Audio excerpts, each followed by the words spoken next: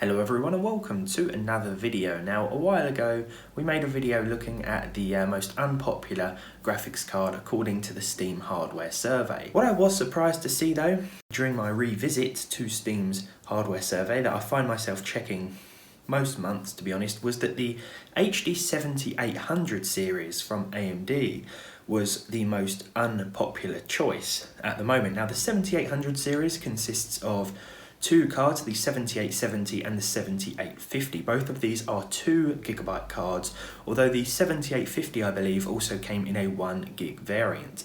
Today then, I thought we'd take a look back at the 7870 and check out its modern performance to try and get an understanding of why it's one of the most unpopular choices according to Steam's hardware survey. Now of course this isn't representative of every PC gamer in the world, but for it to show up at such a low point in the list, well, it's pretty clear that not many people are using either of these 7800 series cards. So why is that? Do they really suffer when it comes to modern day performance, or have they just been forgotten about a little bit?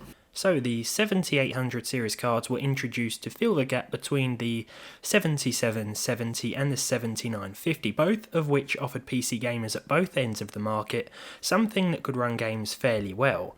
At $349 and $249 respectively, both were great choices, though the 7870 will likely hold up a little better these days. It was later re-released as an R9 270, so today's performance metrics should apply to that card as well. We don't need to spend too much time on the benchmarks here, as this card suffers in the same way that a lot of aging 2GB flagships do these days.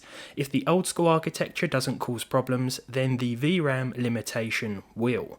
So new games may mean that 1080p isn't really suitable. It also means that a lot of competitive flagships that once pulled ahead in terms of the frame rate won't pull ahead as much anymore, and you'll probably see cards like the 7870 and say Nvidia's 680 performing closer than they ever did, irrelevant of which card has supposedly aged better. This is just one factor that has contributed to the decline in usage of such GPUs. I think specifically in terms of AMD cards like this too, rebrands such as the R9 270 meant that buying the older version made less sense, so in a way they have been forgotten about.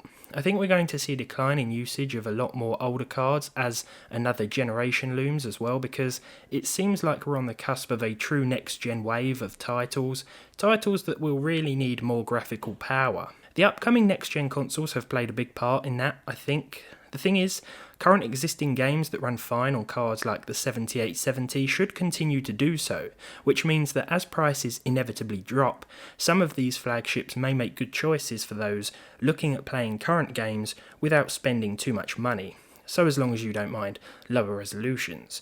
Could I recommend a 7870 or 7850 in 2020? Well, not for a consistent 1080p gaming experience, but I've always been a low budget gamer at heart, and so seeing these cards that I once only dreamt of being able to afford dropping in price almost every day makes me quite happy, especially knowing that whether second, third or fourth hand, a used 7870 still has the potential to make someone on a tight budget or a nostalgia trip quite happy indeed. Thank you for watching. If you enjoyed this video, leave a like down below, leave a dislike if you didn't, subscribe to the channel if you haven't done so already, and hopefully I'll see you all in the next one.